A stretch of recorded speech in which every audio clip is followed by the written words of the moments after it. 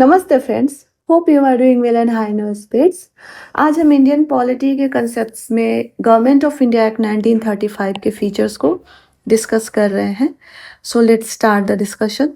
सबसे पहले हम देखेंगे कि सेंट्रल लेवल पे क्या क्या चेंजेस हुए एंड प्रोविंशियल लेवल पे क्या क्या चेंजेस हुए, and these are most important for your exam. अगर सेंट्रल लेवल पे बात करें तो सबसे पहला जो चेंज हुआ था कि ऑल इंडिया फेडरेशन का एस्टैब्लिशमेंट की बात की गई थी।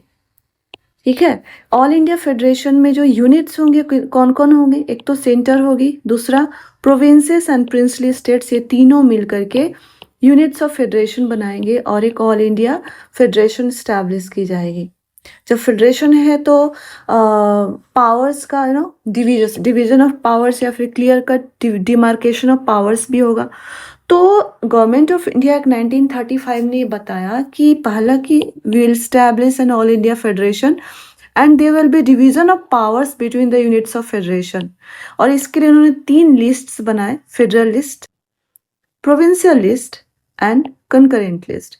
फेडरल लिस्ट जिसपे कि सेंट्रल गवर्नमेंट लेजिस्लेट कर सकती है, प्रोविंशियल लिस्ट जिसपे कि उस समय के प्रोविंसेस लेजिस्लेट कर सकती थी, एंड कंकरेंट लिस्ट जहाँ पे सेंट्रल गवर्नमेंट एंड प्रोविंसेस दोनों लेजिस्लेट कर सकती थी। And most importantly government of India act 1935 में जो रेसिड्यूअरी पावर है वो वायसराय में वेस्ट किया गया था। ये इंपॉर्टेंट है, आप याद रखेंगे, क्योंकि currently this residuary power is vested in central government. Okay,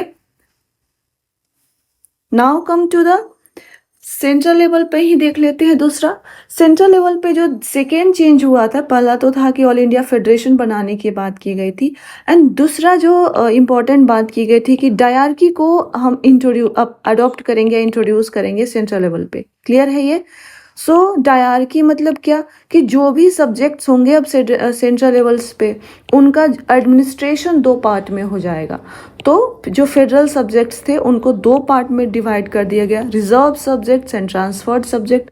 reserve and transferred subjects मतलब कि इन दोनों का एडमिनिस्ट्रेशन तो गवर्नर जनरल ऑफ इंडिया ही करेगा, लेकिन जो काउंसिल ऑफ मिनिस्टर्स होंगे एक केस में रिस्पॉन्सिबल टू लेजिस्लेचर होंगे एंड दूसरे केस में नॉट रिस्पॉन्सिबल टू लेजिस्लेचर होंगे। बट ये प्रोविज़न कभी इफेक्ट में ही नहीं आया, तो इस पे ज़्यादा बात करने की बात नहीं बनती है। But government of India act 1935 में ये प्रोवाइड किया गया था कि सेंटर पे डायरकी को इंट्रोड्यूस किया जाएगा।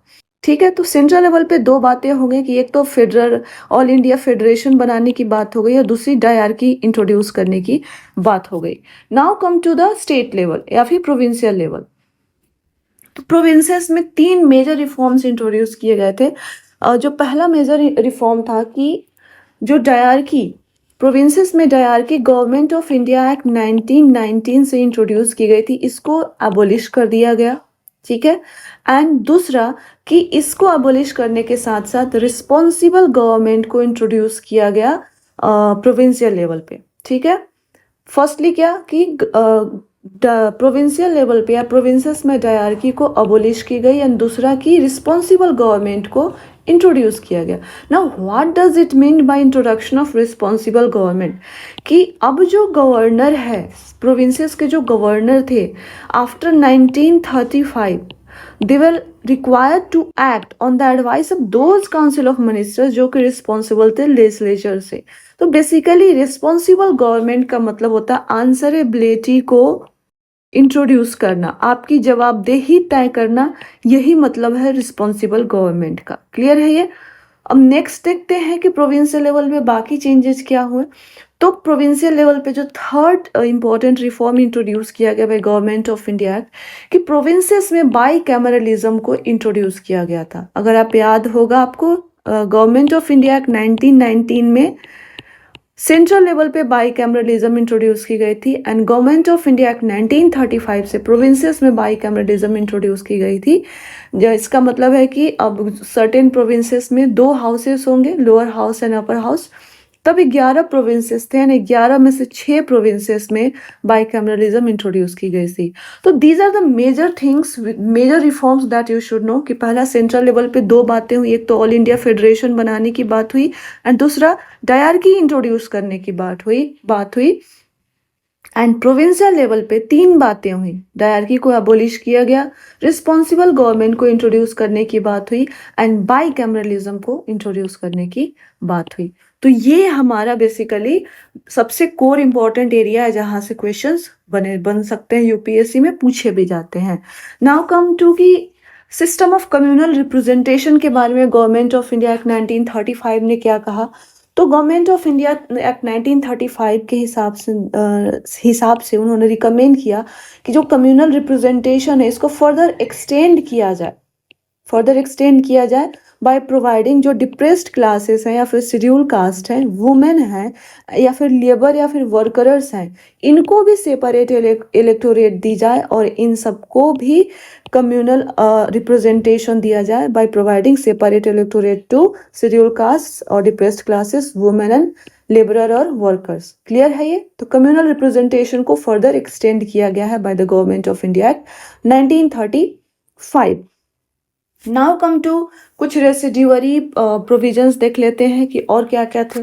तो फर्स्टली की जो फ्रेंचाइज है यानी इलेक्टोरेट को एम्पावर करने की बात, तो इसको फर्दर एक्सटेंड किया गया। तब के लगभग 10% पॉपुलेशन को लिमिटेड फ्रेंचाइज एक्सटेंड की गई। क्लियर है ये? Almost 10, government of India act 1935 almost 10% of the population को कवर कर रही थी। ठीक है, till then it was also a limited franchise. Now come to second point की बात की गई कि एक रिजर्व बैंक ऑफ इंडिया को एस्टैब्लिश करने की बात की गई जिसका पर्पस था कि कंट्री में करेंसी एंड क्रेडिट को कंट्रोल करना। क्लियर है ये? रिजर्व बैंक ऑफ इंडिया को क्यों एस्टैब्लिश किया गया था? To control the currency and credit in the country. इसके अलावा थर्ड इंपॉर्टेंट बात, फेडरल जो गवर्नमेंट ऑफ इंडिया एक्ट 1919 उसमें फेडरल पब्लिक सर्विस कमीशन बनाने की बात की गई थी। गवर्नमेंट ऑफ इंडिया एक्ट 1935 ने कहा कि हम ना ही सिर्फ फेडरल पब्लिक सर्विस कमीशन बनाएंगे बट साथ में हम प्रोविंशियल पब्लिक सर्विस कमीशन भी बनाएंगे एंड साथ ही साथ जॉइंट पब्लिक सर्विस कमीशन भी बनाएंगे। क्लियर है? तो these were the things which were dealt by government of India act 1935। And last but not the list, federal court के एस्टैब्लिशमेंट की बात की गई जो कि 1937 में एस्टैब्लिश किया गया। नई आज का हमारा ये सुप्रीम कोर्ट है। So these are the major provisions of government of India act 1935। Hope this classes are helpful to you. और ये सारी चीज़ें आपको समझ में आ रही हैं। Till then take care and good bye.